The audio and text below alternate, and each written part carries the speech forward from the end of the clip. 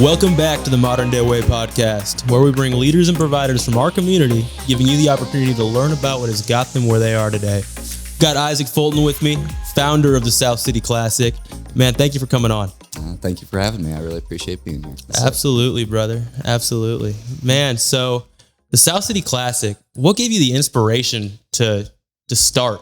Man, so it's been a long time in the making, really, because I started my organization of sports, like even as your brother said, when I was playing in grade school with him at my grade school and then my high school. And that kind of transitioned into, I got to college and I went, wow, I really miss having organized sports with buddies and friends, and even outside of a real competitive atmosphere like you do at high school. So I was just, it was the summer after my freshman year, and I had been working all summer. I had, gotten back from college. I was like, wow, this is life. This is what I'm going to have to be doing for the next few years. And, I was enjoying it fine, but I also was like, I'm missing something. So I really just decided to get a bunch of friends together. I know Benjamin was somebody who I immediately reached out to. I was like, You might know some people. And so we were able to get like probably about 60 to 70 people there at that first one. And I was blown away by the fact that many people were like down to do that event. I had no idea that many people would be interested. I thought I can get maybe, 2 teams out there and I can play football for a day. Yeah. And so then they all started saying, yeah, I'll come. And so whenever I think I hit like that 40 or 50 mark, that's when I realized I was like, I have to provide something real for these people, because I said, hey, let's have a flag football tournament, just kind of like, oh, let's run out there and we'll have fun. And then when they all showed up, I was like, all right, this has got to be a real event. And so I threw together something that last week before that first event, and everybody seemed to really enjoy it. We had fields and refs, and the games functioned enough like a real event that a lot of people were asking me, they're like, how long have you been doing this? And so just them giving me that impression of, hey, this is really good. You do a good job at this, gave me the idea of maybe I can turn this into something. And so it's just kind of spiraled ever since then. We had that first one. It was a lot of fun. I loved it. So that kind of gave me the passion to continue doing them. And then after the next ones, the next few years, they started to pick up. And so now I'm fully focused on them. I'm really dedicated to actually making it and taking it somewhere. And so that first one really kind of sparked the idea, because it wasn't even a concept until after that event. So it was kind of a really nice stumble into it.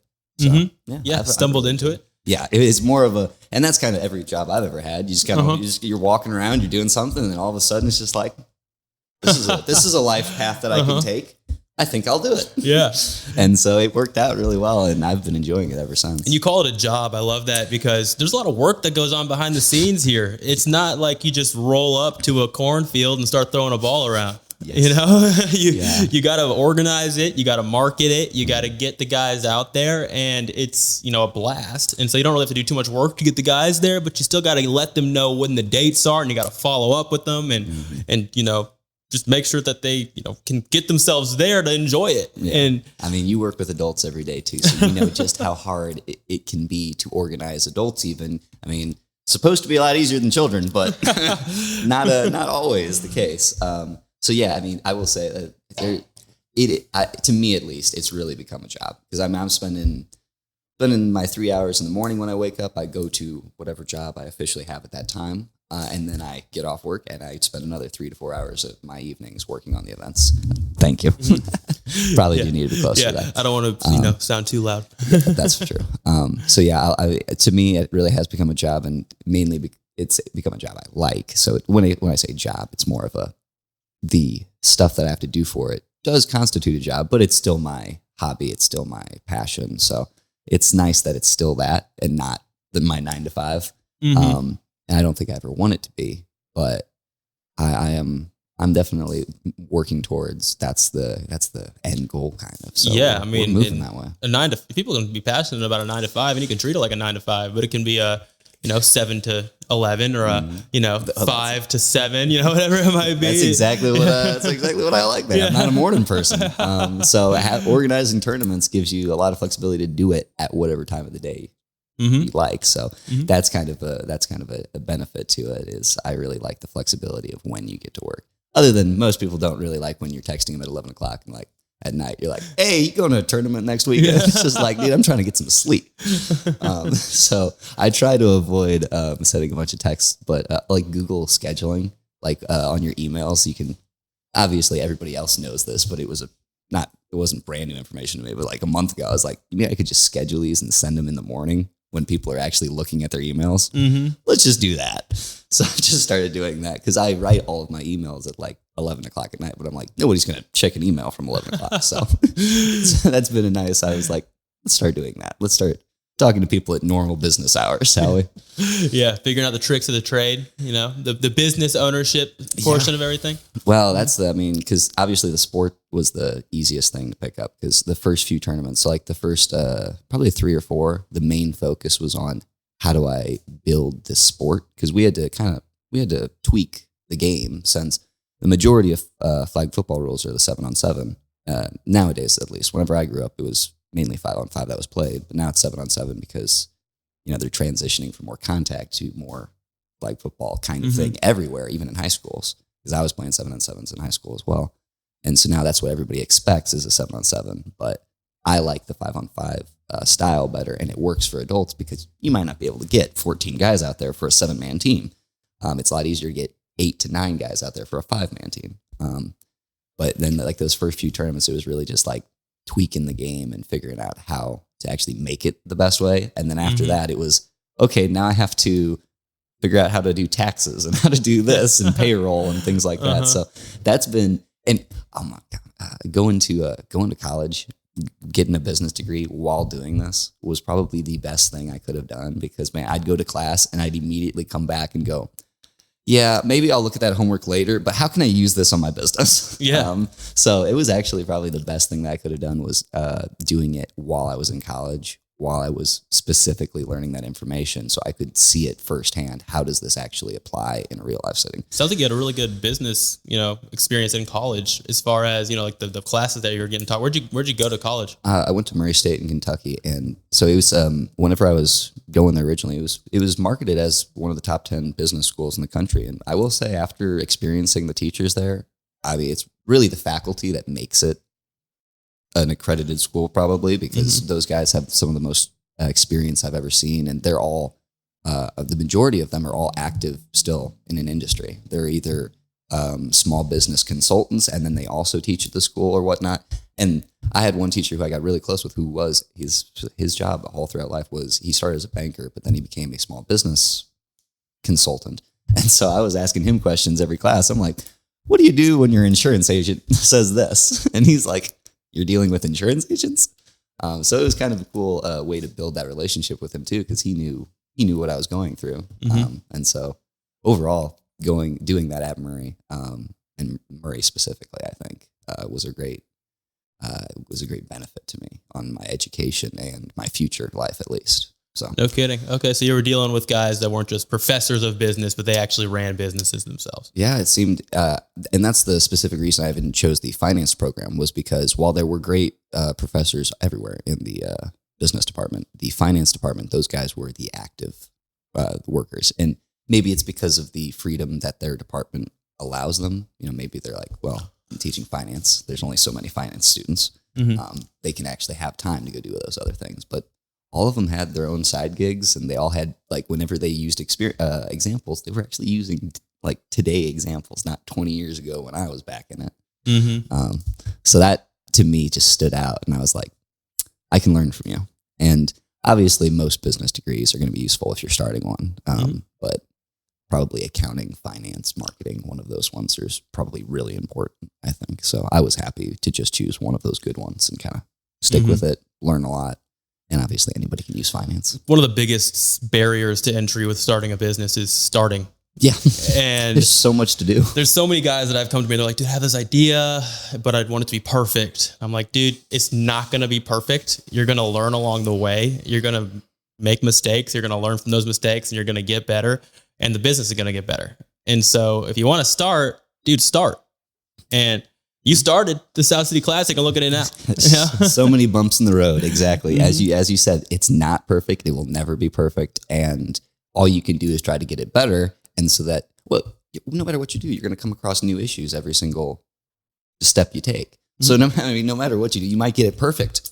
And then you take the next step and now it's no longer perfect again. So yeah, that was something that I'm sure we both had to learn was, this is not going to be what my dream initially was. It's just like, it might get there someday, but it's going to be a long road to get there, and you got to learn how to enjoy those transition or those I guess that road there. Yeah, because there's some not fun parts about it. It's boring to sometimes to do all that the background stuff. Whenever you're building something, which is what you're doing, you're building something. You're building a business. You're building an event. So many other things that are going to come along with that. But whenever you're building something, there's a lot of hurdles along that path, no matter really what it is. And so I think it's cool when you get guys that understand that and just dive into it. And so as far as the events go with the South City Classic, I mean, flag football is the one that I really enjoy. Cornhole, that's another one that I've enjoyed in the past. I can't make it to all of them because got a life, and I'm going on vacation and a couple of businesses and whatnot. And so, as far as the other events go, I mean, what are they? That's a good question. So, yeah, obviously our main focus is the flag football. That's like our bread and butter. That's what we were started with. Anything else is expansion off of that. So, flag football, obviously, that is the core of what South City Classic is. However, we really want to be a full recreational sports business. We want to have a lot of offerings for everybody, not just people who like flag football. So obviously we're focusing on flag football to kind of build this business, but we've also added the basketball tournaments starting last year. We had 2 last year. We have 4 this year. And those have been slow growing, but they've been enjoyable events for everybody who's come. We've had, good solid showings, and I've really enjoyed those. I wasn't initially that basketball person, but I actually had another job this summer running a basketball league at the Salvation Army. And so I was able to sit there for 3 hours a night and watch full basketball games and run them. And so personally, I've probably learned the most about basketball I've ever learned, just sitting there going, that's not a foul. Oh, but that's a foul? Okay. Mainly because it's just like, well, a lot of fouls in basketball are very... what do you see? Subjective. It's a football guy talking about basketball for you. Yeah, you probably. I'm not the correct person to be getting basketball opinions from. I enjoyed playing in high school, but I was always that guy who's just like, "What are all these rules? I can't touch them." The basketball has been a fun addition, and we're gonna probably keep doing those. Those are gonna be like special events, sort of, because the flag football will be our bread and butter for the next few years, but the basketball is going to be like a special spring game, a special winter game. And like, that's when we partner with the Salvation Army to give them some, like a donation. So like, that's like our charity event or something. Awesome. Like that. Which that one worked out really well last time. Salvation Army seemed to really enjoy it. Everybody seemed to enjoy the games. They liked the fact that they were able to play as well as donate to a good cause. So that was nice. So we've got the basketball, and then we're starting pickleball this year, which I think will be kind of fun. That's going to be a blast. I personally am like really looking forward to playing because that last year at college, obviously pickleball has grown the last few years like a lot. But even just anybody can play. So I love tennis in high school, but you can't find that many tennis players just around. But everybody can play pickleball, and everybody can play pickleball pretty well. Depending on it. You can play pickleball a lot better, a lot faster than you can play tennis. How about that? Yeah. That's so finding people to play that. I've really started to play the game a lot. Pickleball's hard. It can be really. You can play it in a relaxed setting where everybody's having a good time, or you can be really competitive about it.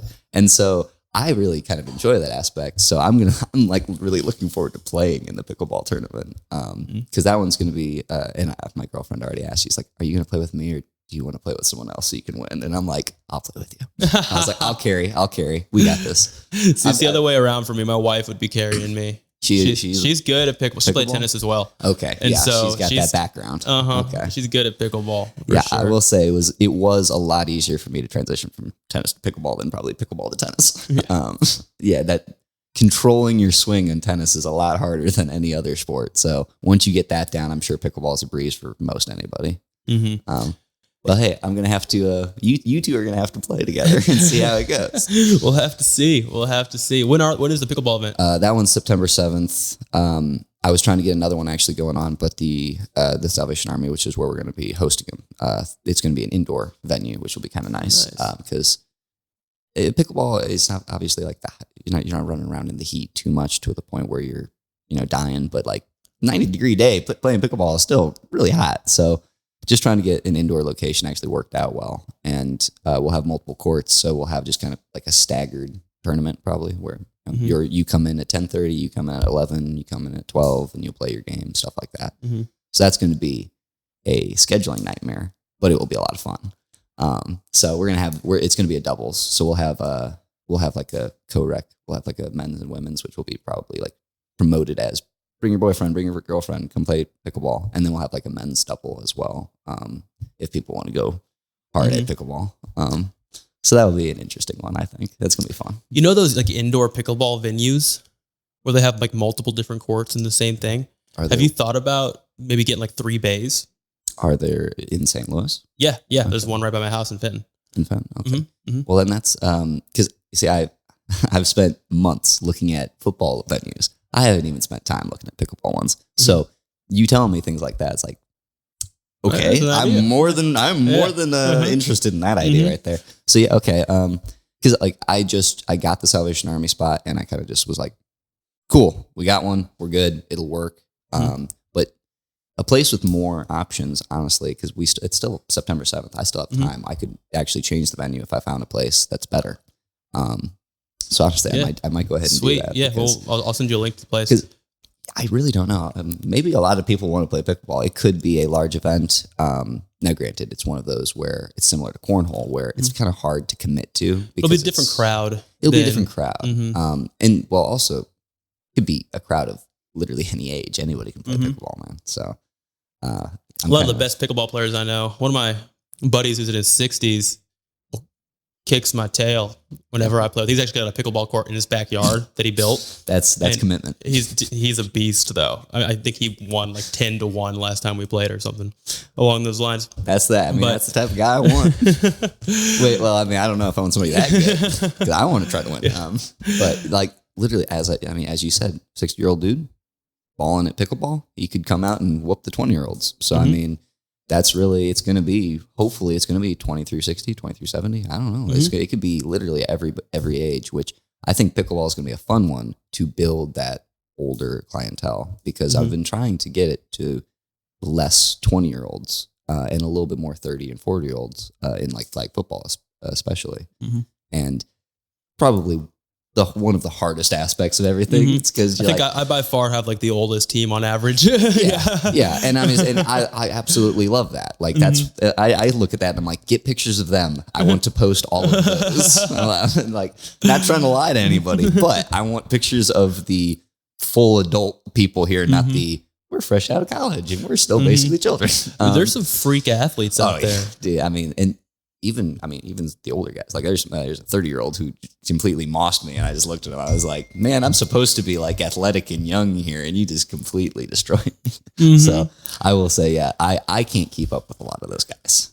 And I understand why a lot of other people don't think they could either. But there's a competitive and there's more of a laid back. Yeah. And it's just, you just got to get to those people and you got to show them what the rec one is and go, listen, like, this is actually still a lot of fun. Just because you're not competing for the championship, which you're still, we still do the tournament for the rec one. Like there's still a quote unquote winner. It's just not supposed to be as, we got to win, it's like, we're really here to play football. And there's a winner. Great. But the idea is that you're just there to hang out with your guys, which is really better for that older crowd who I'm trying to build. You just got to get that in front of their face and let them see this is the skill level that I fit in. Because you got to convince them like, yes, you would fit here because the majority either are like so competitive that they're like, yeah, I have to play competitively, or they're like, I'm not interested enough to even play. So there's that middle ground where we're trying to build that rec clientele right now. And so that's kind of like one of the biggest focuses. Because the competitive one, man, you tell people, I'm like, come compete against people. You're going to be challenged, and they're like, I'm all in. And I was talking to somebody who's joined our team not too long ago, and he was like, dude, we don't need that many people for the event. And I told him, trust me, you're gonna be hurting the next day if we don't have this many people. And you're still gonna hurt even if we do. Yeah, you're still gonna hurt. Yeah, because literally just be out on that field standing for 4 hours. Like your legs are gonna be tired even if you didn't really play that much. Like you're gonna be out in the sun for 4 hours standing, and hopefully you're also running around and playing the majority of the time as well. So like, yeah, I mean, that's exactly it. A lot of the new teams are like, oh, we only need 6, 7, 8 guys. It's like, no, you need more. This thing is exhausting. And that's kind of almost a good aspect to it. Is like, I want there to be able to be big teams where everybody's getting together to be friendly and to get along. So like, obviously one of the aspects is we want to bring the community closer together. Mm-hmm. You do that less when you only have 6 or 7 guys on a team. You do that more when you have 10 to 12. So that aspect of the game where like you really do need those subs and you need that second set of people. I personally really like that because I think it makes the teams larger and it makes them have to have a big group that gets along. So I've noticed that. Yeah. And one of the reasons why I love sponsoring this event, and one of the reasons I'm so down to do it, is because you're bringing the community together. And I'm really about, community engagement and how can we get the community to all come together and do something fun. And so the fact that you're doing that makes me really just want to sponsor it. And so it's been a blast for our company to sponsor these events. And the value that you're bringing to all these different age groups is going to be remembered. I mean, if you stop today, you'd have a lot of people calling you and texting you, dude, when's the next football game? What's going on? Yeah. Yeah. I mean, and it's been awesome that you've been able to sponsor it because since we have had all those people in it, you've been able to give that impact on them as well. And so they've been able to be like, there are multiple groups in this community who want me to have a good time today. And so they get to see it's just like, wow, there's a group of people who really care about this community and who actually want to build something in it. I'm not living in a community where everybody's leaving. Like, so I really like that aspect that we're able to have 2 South City focused companies who are really people from here too. So overall, I really like that aspect of how our partnership. I can really feel confident going, this is a guy who has the same morals, same values, and he's focused on a similar thing as I am. So when I say we're sponsored by Sam Vandenbrink, I can really go, seriously, guys, like if you like this, you'll also like this because we're all on the same page here. And so, obviously we've been trying to figure out how we can best utilize this sponsorship. I think I've personally really enjoyed it, I will say. And I know that a few people they've loved what you've brought to the tournaments. I know, man. Yeah. These shirts are awesome first off. And then all the other aspects. I love the banner too. Those pictures are looking good. We've got to figure out how to utilize it the best way because last time I got it in the shade, the first time I got it in the water. And so I'm just like, how do I, that's one of my biggest things. I'm trying to figure out how do I utilize a 10x10 backdrop the best way possible in the wind. Yeah. So I think that what I've got to do now and my next step is I've got to buy more clips so I can get that thing better on there because we put a lot of work into it. We got to use it. So overall, I think that's going to be a fun aspect. So as far as your long-term goals, what would you say? This the South City Classic. You got a business degree now. You get an apartment in Baldwin. Yep. So what are your long-term goals over the next 5 years? That's a good question. And it's a lot of people's question at this moment. Oh, I'm sure. Including both of my parents. Yeah, they would love to know this too. I'm sure they're going to they'll probably, I'll tell them, we discussed this on there, and that's the only way I'll get them to watch this podcast about it. They'll be like, wait, you said what on the podcast? I'll go watch it. It's like, you said your plans? So yeah, a good question. And obviously I actually do have at least for the business, I've got a decently well thought out plan. Vision. Here. Yeah. And so like this fall, we're starting with the league. That's kind of that's like my big next step. Because I've been doing the tournaments for a few years now. I've really gotten that established. I did 12 in a year. I was busy all the time doing stuff. And I really thought, I don't like having 12 events in a year that are like these big single day events. I would rather do 6 to 7 single day events as well as 2 to 3 leagues a year. And the leagues is really where you're going to have a better profit margin anyway. and is going to be able to actually sustain the business a little bit better. So the overall goal is I want to continue doing the tournaments. I love the tournaments. I think they're great events. But I also really want to focus on building the flag football league, any flag football league. We're going to start with this fall one. I think we're going to add a spring one this upcoming season in 2025. We'll do summer tournaments, and then we'll have another fall flag football league. And then if I ever find a indoor venue that I can use, we'll also have a winter league. So kind of the goal here is to, within the next few years, and my 10-year goal would be even loftier goals than this, say. But like my 5-year goal would be to establish a league that's running 1 to 2 nights, not even just Tuesday nights. We'll have a fall league on Tuesday nights and a fall league on Thursday nights. And so that way you've got multiple nights where I'm sitting there for 4 hours a night running leagues. And then in the spring, fall, summer, we've got tournaments spread out, but we're focused on the league. So the business, I'm trying to transition to a league centered. It's like a Veta for football. Veta for football, literally exactly that. That is kind of the idea. There's a lot of accounts, groups like this specifically for flag football, not Veta, who I follow on my Instagram. I take inspiration from, and it's really the idea is I want to make it a league that people really care about. They're like, This is a recreational thing that I do for fun. However, I do this with a bunch of guys I know, and so we actually kind of take it somewhat seriously. So that's kind of the idea with the league is like I want people to actually have a really good time. I want them to see it as something like, yeah, if you're a football player in St. Louis and you're an adult, like you come out and you show up here. Like I kind of want it to be like a community thing that like this is a St. Louis league that people actually know of.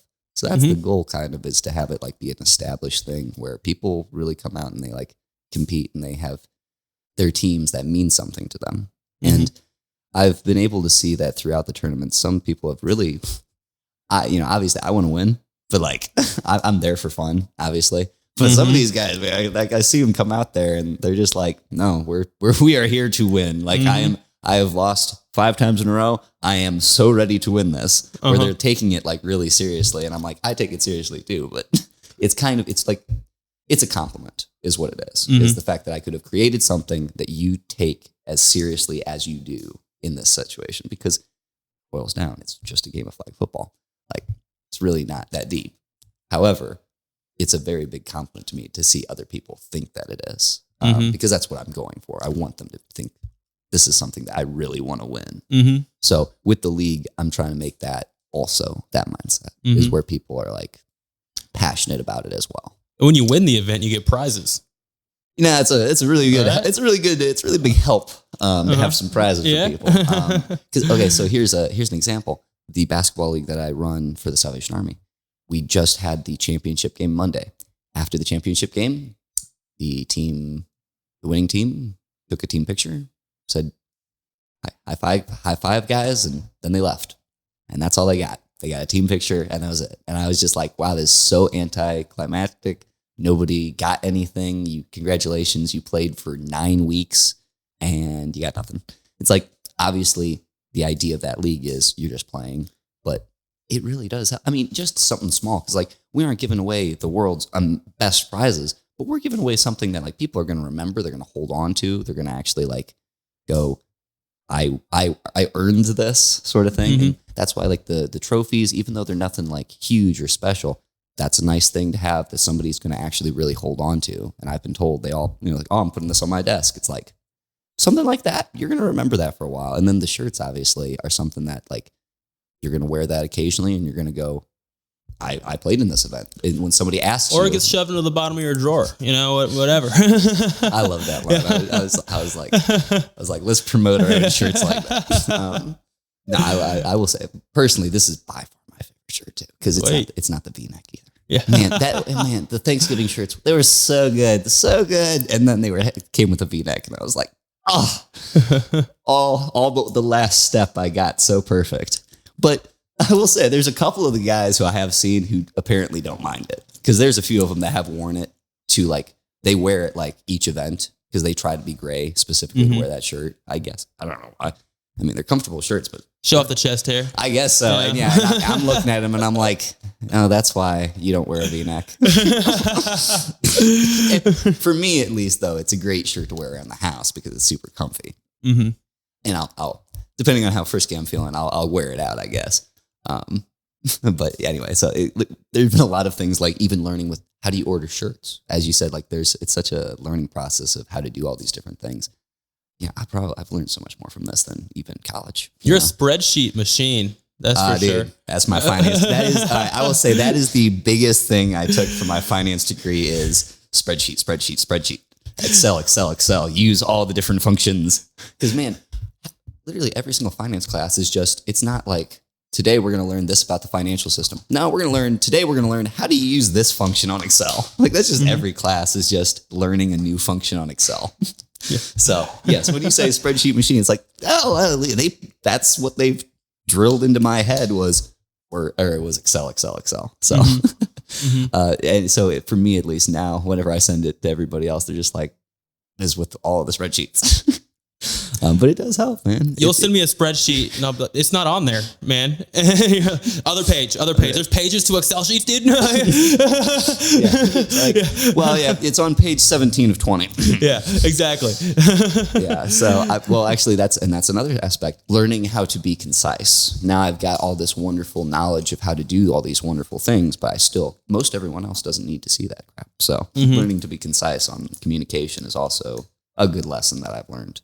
I'm thankful Samantha, my assistant's really good with Excel sheets. Good. Yeah. Good. You need someone. I'm not good at Excel. No. Yeah. Because business world, a lot of stuff happens on Excel. So I was one of the biggest helpful things for me, at least. And I'll send it.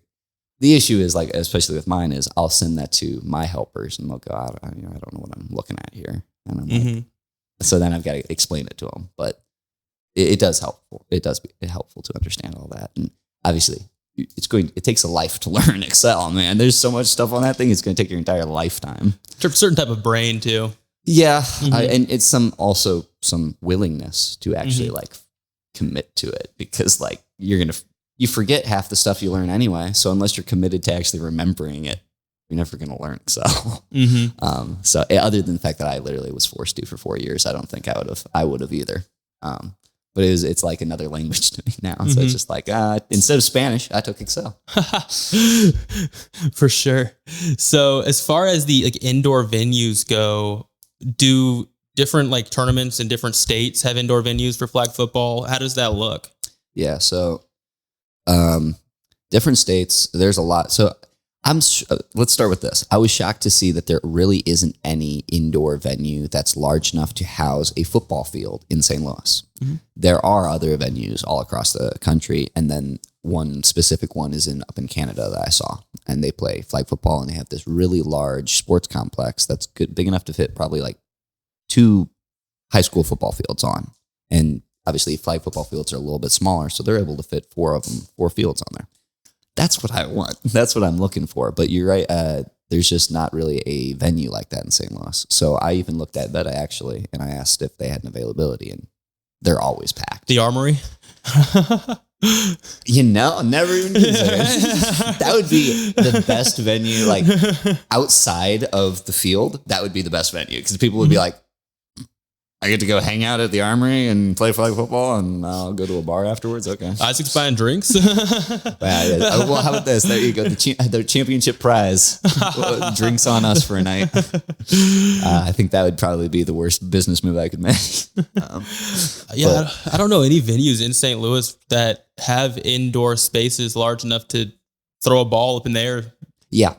I mean, that's an aspect to it. So whenever I was originally thinking about it, I thought there would be one. And even the outside facilities are not really existent, like football field or just soccer fields, because soccer fields are obviously what you're going to find in St. Louis, and then you use them for flag football. But even just venues with lights, with availability, was scarce. I mean, it took me probably reaching out to 40 different venues before I finally found one with availability. Because even if they had the facilities, because most high schools don't even have lights on their fields in St. Louis. Because I scrolled on Google Earth over every single inch of this city. And I was like, that's a field. Nope, no lights. That's a field. Nope, no lights. So yeah, man, it's kind of shocking for being such a big sports city. St. Louis doesn't have all of that many. They have a lot, but it's mainly for kids, or it's mainly for high schoolers. So that's actually an aspect to it of, maybe someday that I can look at what if we wanted to start a facility, something like that. Obviously, that's not my business right now. But that's actually something that, looking into it, gave me that idea. I was like, would one of these work in St. Louis? Would one of those actually have enough demand in St. Louis? And obviously, I have demand for it, but I don't know if anyone else does. I can see a training facility. So you get, a big warehouse, and it's a training facility for different high schools, colleges, things of that nature. Rent it out every day. And you rent it out, and you can still utilize it for what you want to utilize it for. That's the idea. If you get, say you get a big warehouse downtown, kind of by the Armory almost, you'd have a decent location, as well as a huge warehouse that you could fit a bunch of fields in. And then, when you aren't using it for your league play, do what everything else, like Center St. Louis do, or all the other ones do, like Bud Dome. Rent it out to baseball. Those guys need baseball indoor training all the time. Do it for soccer. Do it for these guys.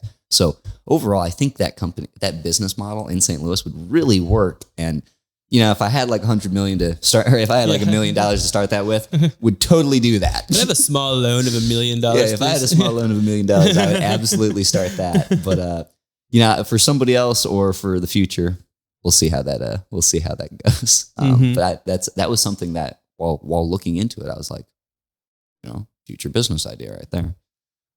However, probably takes a lot to get one of those set up. Think about the Veta locations, man. They're always packed. Yeah. They're constantly packed. That's why I was thinking, I was like, the business would have enough demand. It's just a lot of startup costs probably. So even outside of the leagues and tournaments, that's an aspect of a business that I would be like in 10 years, sort of thing. I'd be almost curious to look into that and start running the facility as opposed to the leagues. Obviously I would still have my leagues, but a facility management would be a probably almost even better business model. And that would give me probably the easiest way to set up leagues then, because then I'm like, I got a venue, I got time, I can do it however I want. So that would make running leagues 10 times easier. And it's another business. That's where my mind goes, is a facility that's utilized by a lot of other forces. And that's actually where your profit margins are actually met, because... And then your league is for fun. Yeah. Exactly.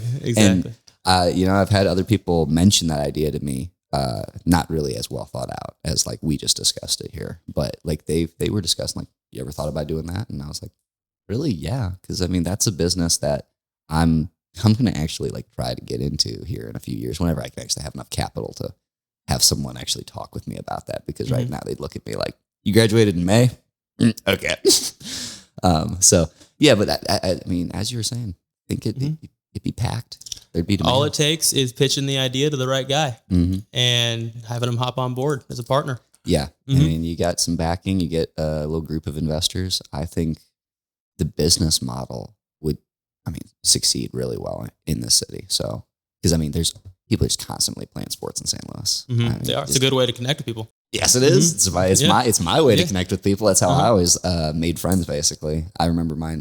Basically, my entire life was like, how'd you meet this buddy? Oh, we were playing this game, and that's like almost every single one is like, we played some sport and we didn't hate each other on the field. No kidding. And I think so many of my buddies to this day are guys I played sports with in high school. And my general contractor who owns a construction company now, he's my go-to guy. And I work with him all the time on either rehabs or, referring him to clients or whatever it might be. We're constantly, working together. And it's because we met playing high school football together. And so that actually, that idea brings me to the idea of also working with people working with people that you've met, and like having this like kind of almost community of business owners that you're like all working together and you know each other and you're supporting each other from an early age even. So that was just an aspect of building these businesses that I know that we've both taken part in that I feel like it really does help is if you support your buddies' businesses, it makes yours a lot easier as well because you actually have buddies who are willing to help you out and do things like that. So building together has been one of the biggest aspects for me as well. I'm sure he's also appreciated having you. Oh yeah, man. Yeah. Being able to bring each other value from a business perspective is also, but something that and you feel good about it because you actually know the man. And I mean, like this is something you need. This is something that I'm helping you with. And like, I want to do this too. So yeah. I know he's going to put his action's always going to be there because of where his heart is. And I know who that guy is. I know, what his goals are, and I'm excited and, really happy to support whatever he's got going on. It makes it a lot easier too. Cause you can go, when you suggest him, you can go, I like feel confident about this too. Yeah, absolutely. I mean, just like with these events, when I talk to my buddies about it, dude, you got to come out. The guy who runs this, he cares, and it's going to be fun. Yeah. Man, do I. I'm trying to win so bad. And tournament 13 right now, I've been trying to, this past week, I've been trying to put together this like really good team. And man, you know exactly how difficult it is to get people to commit to stuff like this. So tournament 13, I'm coming for it, man. I'm ready to win this one. I've lost 12 times in a row. Even more than that, because I played in the rec tournaments too, where it's like, that's another 5 tournaments that I've lost. So let's see, I've lost 17 times in a row. I'm ready for a win. There's athletes out there. There is athletes out there. Well, that's a testament to just how good these guys are. I mean, because, well, not saying I'm all that great, but like, I mean, we're both good players, and these guys outclass us probably. I mean, they really do. Yeah, like, I stopped playing quarterback recently, man. My body doesn't quite move the way it used to. Yeah, after a while of doing the same exact motion over and over and over again, it really does. Even to me, I'm like starting to go, why is my shoulder clicking? Yeah. It's like, it's like, this shouldn't happen. And a lot of these guys that come out and play, they were playing together in high school. That was their 7-on-7 league. They were playing football together in high school, and they're bringing it to the field now in their 30s. And now I've got and instead we've got our buddies out there who we hang out with and go bowling with and to the bar, and we've never necessarily played together. We're just having a good time together, and we come up against them, and we do a good job. We do a good job. We do a good job. We play tough, and we play close, and then they usually beat us. But it's fine. I don't run a 4.5 40 anymore, or did I ever? Never. And they're still focused and proud of it. Oh, and they run it, man. They're fast. Yeah, I've got a brand new team for this upcoming tournament that I know are just speed demons, and I'm just sitting there like stacked. Just stacked. I'm like, well, there goes my chances. But yeah. I think the blue team's been kind of crushing it lately. Depending on what team you're thinking of, probably. But yeah. Colors switch up a little bit. I just know I've been beat by the blue team a couple times. Oh no, you're right. Blue team keeps switching up. Yeah. So they're always. It always just happens to be blue team. It's different people every single time. But that dang blue team just keeps on being successful. Whoever gets that color. Actually, I'm blue this time. Okay. So I'm hoping to take the little luck from the blue team and transfer it to mine. Actually, so we'll see how that goes. If we end up losing, I'll go. It's not the color. It's the people. It's the people. I don't know. I got a feeling, man. You're motivated. I am very motivated. I know it's a lucky color, so yeah, exactly. So if you do beat me, I'm just gonna call it luck. Uh-huh. Yeah. Are you out of town this weekend? I am out of town this weekend, so I won't be playing. I really wish I could play this weekend. It's is what it is, but it's gonna be hot. It is. I'm not disappointed. I'm actually missing this one in particular because of how hot it's gonna be. I was like, July is always just the absolute hottest one. So I always, whenever I'm talking to my team, I'm like, 12 or 13 guys wouldn't be a bad thing. I'm like, actually having a bunch of people where you could almost go sit down for a second if you wanted to. Like you get out of the field, you've been playing for 10 minutes straight. Go sit in the shade. Let the rest of the team handle it kind of thing. That's how I was telling them. I'm like, we might need that. It's going to be 95 degrees out there in the sun. So yeah. And I mean, this was the July tournament 2 years ago was the only time I've had a player go to the hospital afterwards, but he was dehydrated. He didn't break anything, but he was just, and he did it to himself. He did it to himself. I was yelling at him all day long to drink water, and he's like, no, I've got this. I'm like, calm down. Well, I told him one time he was cramping halfway through a game, and he wouldn't get off the field. I'm like, dude, you're dehydrated, you're cramping, get off the field. And he just played, and they won. I mean, he put his all into it, and they ended up winning. But I get a call from him on the way home, because he's from Kentucky, and this is one of my buddies.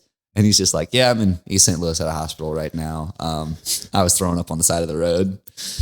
Yeah, man, I was just like, it can be really physically demanding, but it doesn't have to be, as you know. Like, you don't have to it can be physically demanding to where the next day you wake up and you're like, man, I'm exhausted, but I'm not in the hospital. I was like, that's why I was like, you kind of did that one to yourself.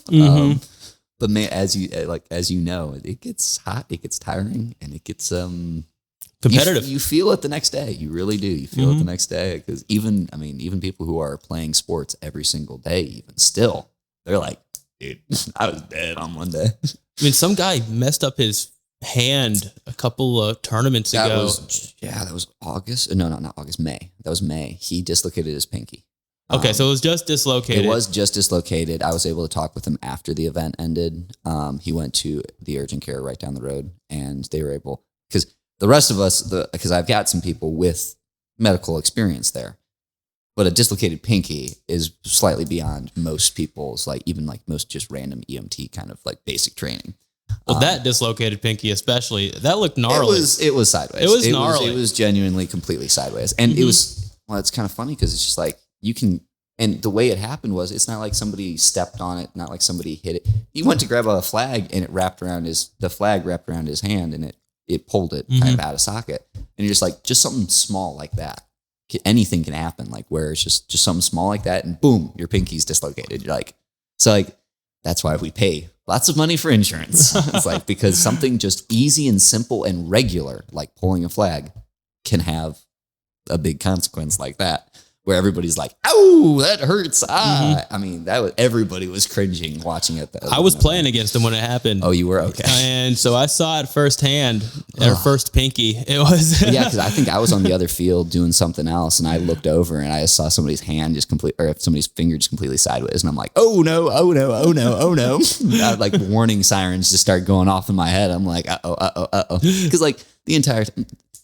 Usually when most people get hurt, they understand what they signed up for. They understand they signed the waiver. They understand they've kind of given up their right to complain about it. But still, something I'm worried about. I want to make sure that they're okay. I really need to make sure that they're okay. They're my participant. So every time I'm running over there, I'm like, I need to know you're okay. Are you all right?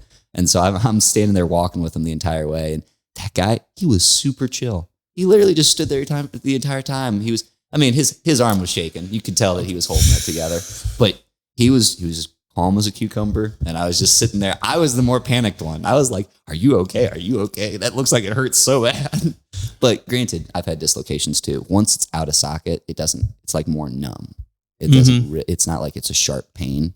It's when you put it back that it really hurts. So I'm sure it was not a fun one to pop back in place, but.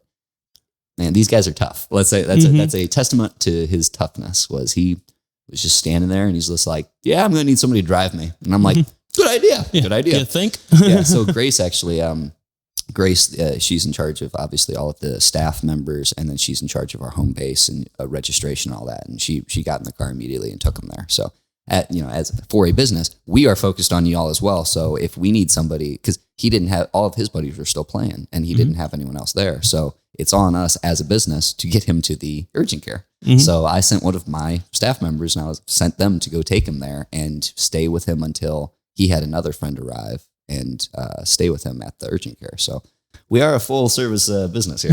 We'll take care of you if you get hurt. If you tear your ACL, we're here to help. Yes. We'll find the best specialist for you, man. We'll get you back out on that field in less time than Aaron Rodgers and his Achilles. But I'm gonna have to go into my physical therapy buddies out there just to kind of watch over. Well, honestly, I should probably get a official physical therapist at the South City Classic. I got a buddy actually. I'll talk to him about it. Hey, if he wants to, if he wants just, I don't know, man, he just graduated from WashU. I'll talk with him and go, hey, if you just want to make yourself available at some time, you could be the official whatnot if you want it. You give him a t-shirt. We'll give you a t-shirt. We'll do whatever you want. We'll get you a koozie as well. Anything you want, man.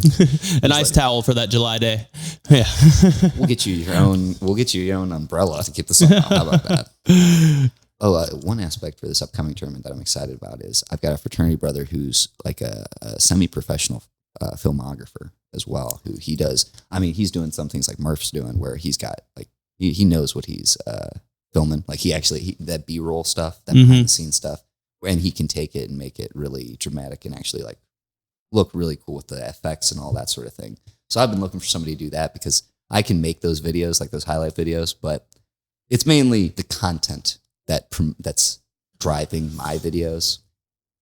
The people who can take content and make it more is something that I'm looking for right now. And thankfully he's done stuff for our fraternity and stuff like that. And I've been able to see just how good he is. So he's coming up. I'm really excited about that. Sweet. He's going to be making some good content for us as well. And there's already good content. I mean, you get real photos taken, like good photography. We got some real photographers there. I mean, I got one friend who's Kevin Kelly. He's been a professional photographer for over 40 years.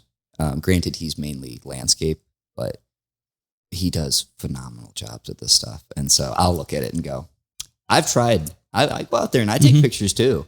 And I mean, I think I know what I'm looking for. And I'm like, wow, my pictures are not that good.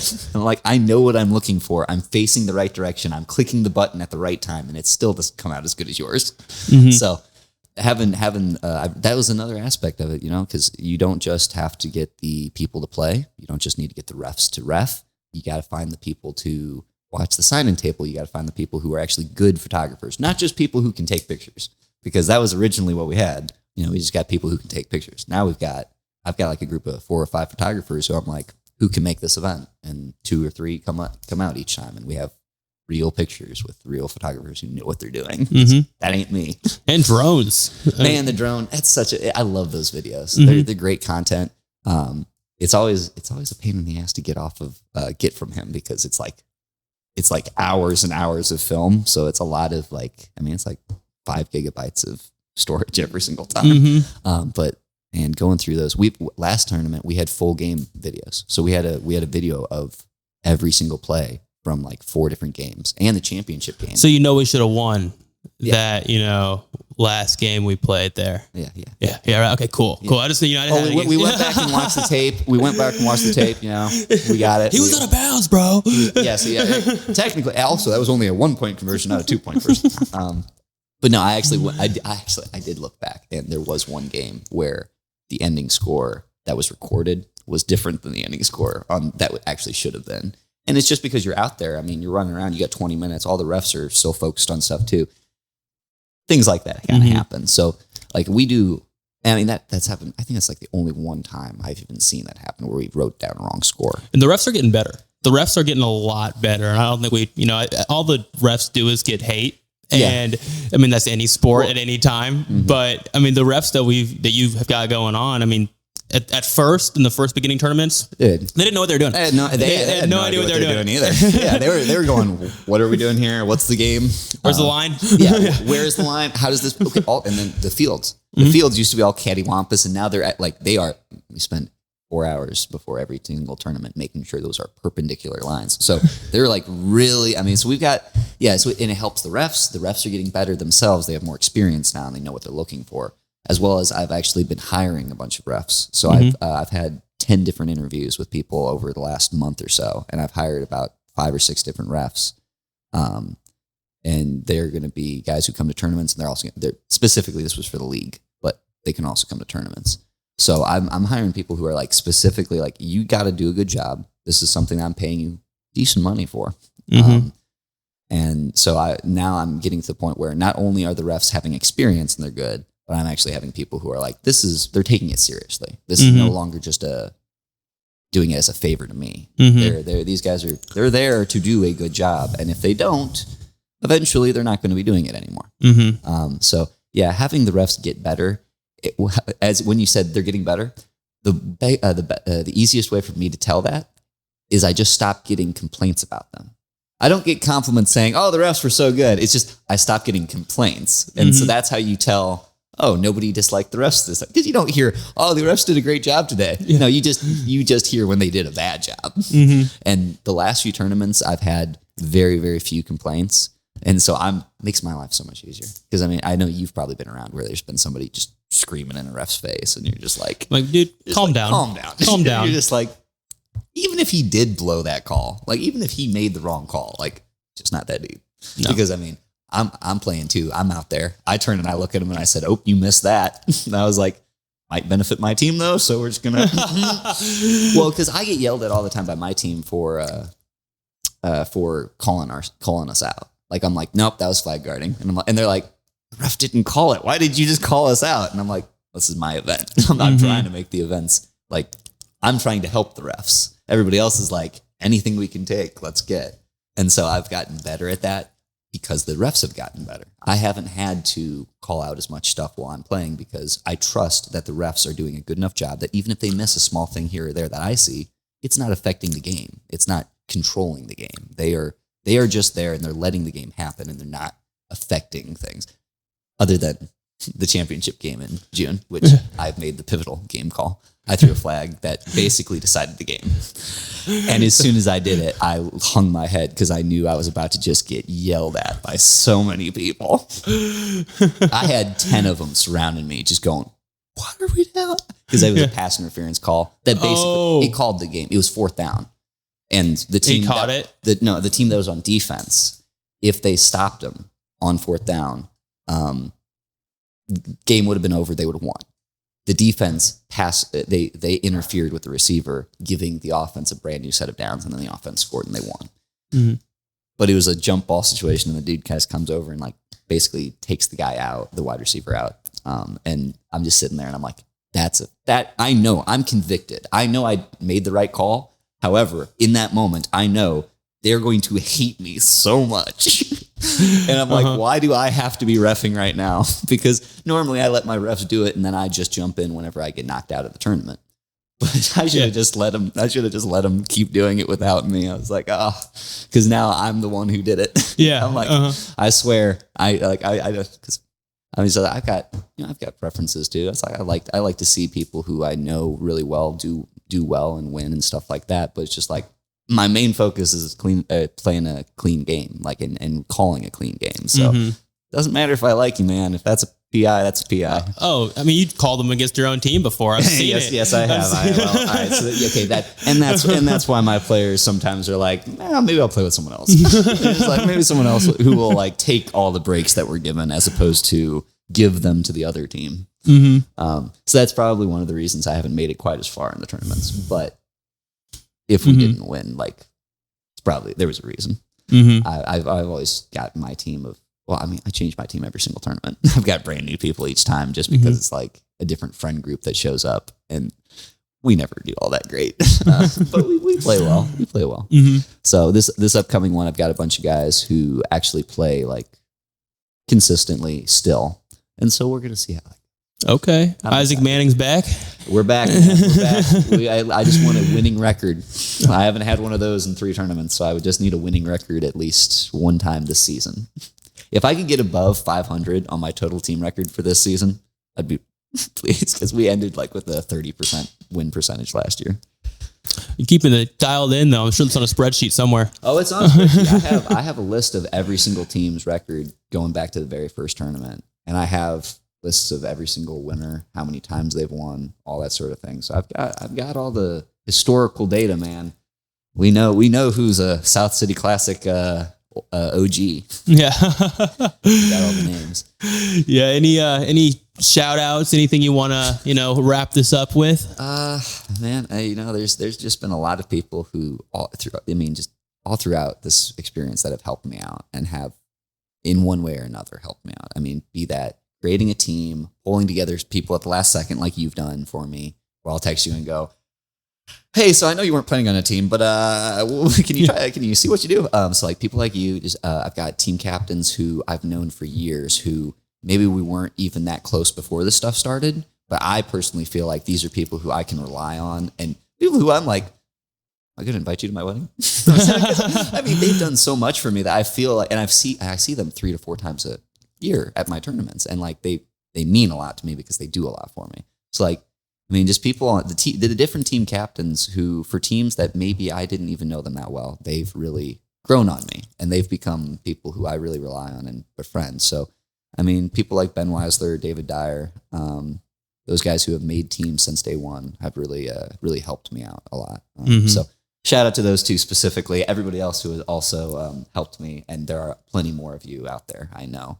Those are just the two names that popped to mind because I was texting them earlier. So yeah.